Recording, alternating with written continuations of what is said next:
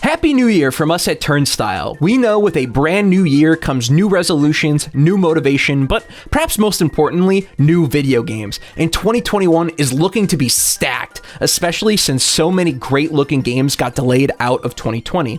So I figured we'd start the year off right, looking ahead to just some of the coolest games planned to come out in 2021. Let's rock.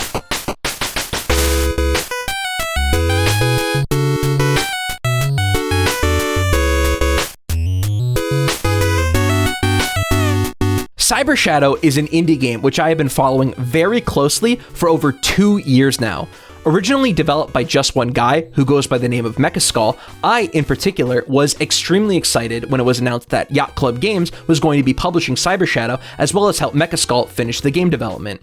Shovel Knight is one of, if not my favorite game ever made, and to see Yacht Club Games get involved with Cyber Shadow is very promising. The gameplay also looks incredible, with very beautiful pixel art and fast-paced action that looks to give many of the side-scrolling ninja classics a run for their money. I can't wait to play it later this month. Outriders is a game I see a lot of people online sleeping on in these kinds of lists, and I definitely understand why. Third-person co-op based shooters with loot tend to turn away heads after disasters like Anthem and, more recently, Square Enix's Avengers.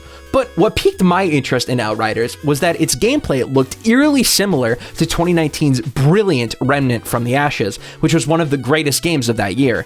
I'm definitely down for a radical third-person shooter that requires you to play aggressive and is open to cool, flexible builds. I just hope it has the level design and narrative to keep me engaged throughout my playthrough.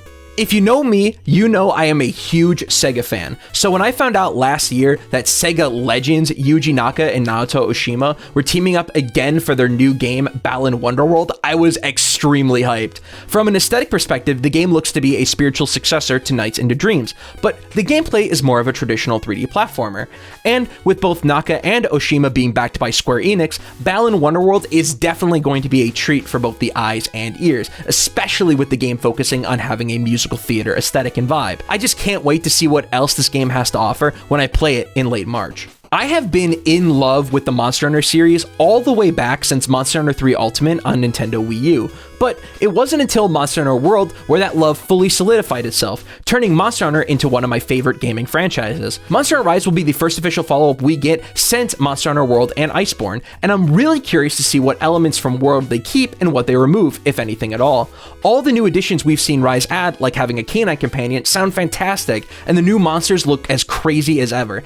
I genuinely can't wait to pour over 100 hours into hunting on Switch this March. Deathloop is a game that, the more I see of it through both trailers and gameplay clips, the more I get excited. Deathloop looks to be an extremely replayable first-person shooter with some possible immersive sim elements slipped in too. This is being developed by Arcane Studio after all. Coupled with a phenomenal-looking grindhouse aesthetic, as well as a very interesting PvP invasion mechanic, Deathloop definitely has the possibility of being one of the best games of the year when it launches this May. The Ratchet & Clank series has had a really great track record with its mainline releases.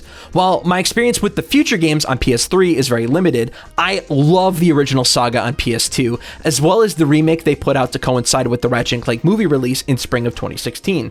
Rift Apart also looks to be one of the few current-gen exclusive titles that will actually be taking advantage of the PS5's unique features, building worlds and creating mechanics with Sony's powerful SSD in mind. Also, the game looks stunning, though I really don't think I had to tell you that.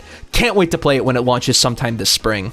The Rocksteady Batman Arkham games are some of the finest AAA open-world games I have ever played, period. And while I have a lot of issues with WB Montreal's Arkham Origins, a lot of the problems of that game stem from it being a cheap knockoff of Arkham City. But with Gotham Knights, WB Montreal is freed from the shackles of another studio's universe, allowing them to go forth and tell the Bat family story they want to tell. The small combat moments of Arkham Knight where you would be able to play as Robin, Nightwing, etc. were always very fun, and I can't wait to see what it feels like to play as each of these characters in a fully open world Gotham City. A lot of the core gameplay elements that Rocksteady laid the foundation for remain very solid, so as long as they don't stray too far from what made the Arkham games fun to play, we should be in for another excellent DC game later this year.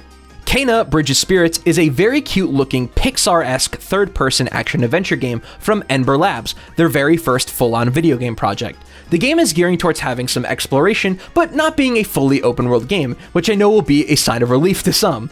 Kana definitely looks like it's taken quite a few pages from earlier 3D Zelda titles, as well as Beyond Good and Evil, with both its combat and game design. Let's just hope this game is as good as the games it was clearly inspired by. Can't wait to try it sometime this spring. NieR Replicant version I'm Not Saying All Those Numbers is a remake of the 2010 Japan exclusive cult classic NieR Replicant.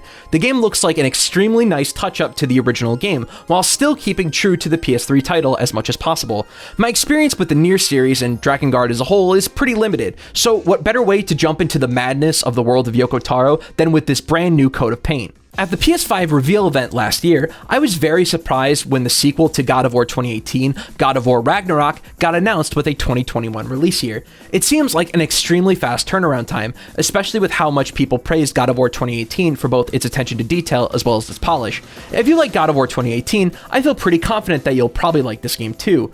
We don't know much yet, but if it does end up coming out in the latter half of 2021, I expect it to be on quite a few Game of the Year lists. And on the other side of the console wars, we have the flagship Xbox exclusive game Halo Infinite. It was a crazy story last year when we found out that the game was getting a year-long delay, but it seems the team at 343 and Microsoft are really banking on this game being great and pushing holiday 2021 Christmas units, so I bet it'll be a while before we see any new gameplay of it. While Halo is far from its glory days of the Bungie trilogy, Halo Infinite still has a chance to be a very clean, well-polished console FPS game, and I hope it comes out great. Okay, so one of my favorite dream aesthetics ever is the West meets goblins, and Weird West looks to be just that.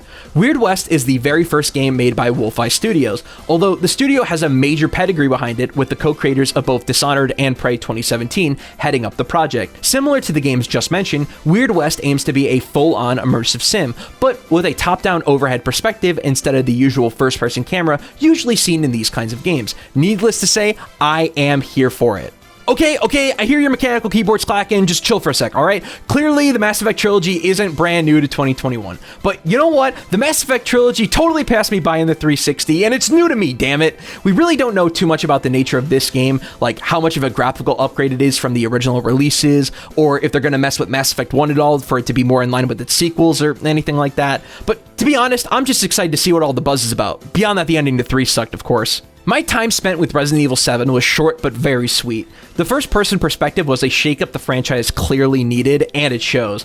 I'm really interested in seeing how they evolve the first-person horror gameplay in RE8, as well as how much they flesh out the setting of the titular village. Resident Evil has clearly bounced back with a bit of a hot streak, not only with Resident Evil 7, but with the excellent remakes of RE2 and 3 as well. Hopefully they'll keep it going with this new entry later this year. Housemarque, I am so sorry I doubted you. After the studio behind modern classics like Resogun and Nex Machina announced they would no longer be making regular arcade titles, I was pretty disappointed, mostly because their non-arcade-like games are pretty middling. Their new game, Returnal, however, looks to take the gameplay from their twin-stick classics and take it into a full-on roguelike, with both a high budget and AAA status to back it up. I'll definitely be playing this on day one. Guilty Gear Strive is quite possibly the best looking video game I have ever seen. The evolution of the style introduced in Xrd is impressive to say the least, and if smell of the game is any indication, we are in for another killer Guilty Gear soundtrack. But quite possibly the most exciting aspect of Strive is its introduction of rollback netcode.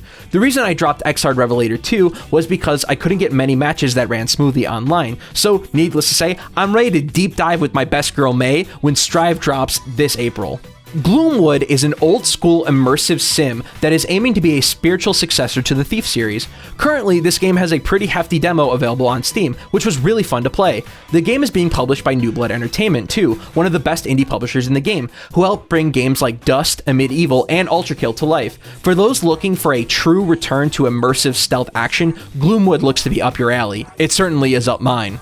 Games industry legend Shinji Mikami and his development team Tango Gameworks are taking their new project, Ghostwire Tokyo, in a really interesting direction. Following up The Evil Within and its sequel with a full-on first-person action game is a far cry from the team's survival horror roots, but I think this is a well-needed breath of fresh air for Tango Gameworks, as I always think it's interesting to see a team tackle radically different genres. We don't even really know that much about the actual game or its narrative, which just makes me more intrigued. This quite possibly could be one of the better sleeper hits of 2021. I'm gonna be real with y'all, alright? Dying Light 1 is no meme, one of the most underrated games of the 8th generation. While its story is straight trash, the actual gameplay is addictingly fun. I'd gush more about it here, but it deserves its own video, and we're here to talk about the sequel anyways. As mentioned earlier, my biggest issue with the first game was the awfully written narrative, which its sequel is looking to address in a big way, with story decisions affecting the open world in meaningful ways. Now, the level of success Dying Light 2 will hit with these lofty game design goals, we'll have to wait until the game comes out, but at the very least, if it holds onto the core great gameplay of Dying Light 1, it should be at least another fun, zombie-killing, parkour-hopping romp. Jet Set Radio Future is one of my favorite games of all time, and it's so good to see it finally get a true spiritual successor with Bomb Rush Cyberfunk. Developed by the excellent Team Reptile, creators of the amazing bat-em-up fighting game Lethal League Blaze, there truly is no other team I trust more with doing the gameplay of Jet Set Radio and Jet Set Radio Future justice than them. It's clear from the small 15-second teaser I'm looping that they are committed to keeping the aesthetic and feel of Tokyo To alive. Also, they got Hideki Naganuma to come back and actually make another game soundtrack, and not just one song. What else do you want me to say? I can't wait to feel the funk this year. And last but not least, the mythical pick of the list, Elden Ring. Will it come out this year? By God, I hope so. I've seen way too many people neglect Elden Ring in their most anticipated games list to count, thinking it's not gonna happen. That's not the positive energy we need. Hashtag Elden Ring 2021, don't let me down, please, From Software, I need this game in my life, please. And those are the games I'm most excited to be playing, or should I more accurately say, hope to be playing in 2021. If your most anticipated game didn't make the cut, make sure to drop a comment and let us know what you're excited for. And if you want to know what our thoughts are on these games when they come out, make sure to subscribe and hit the bell for reviews, guides, and other totally based gaming content right here on Turnstile. Take care.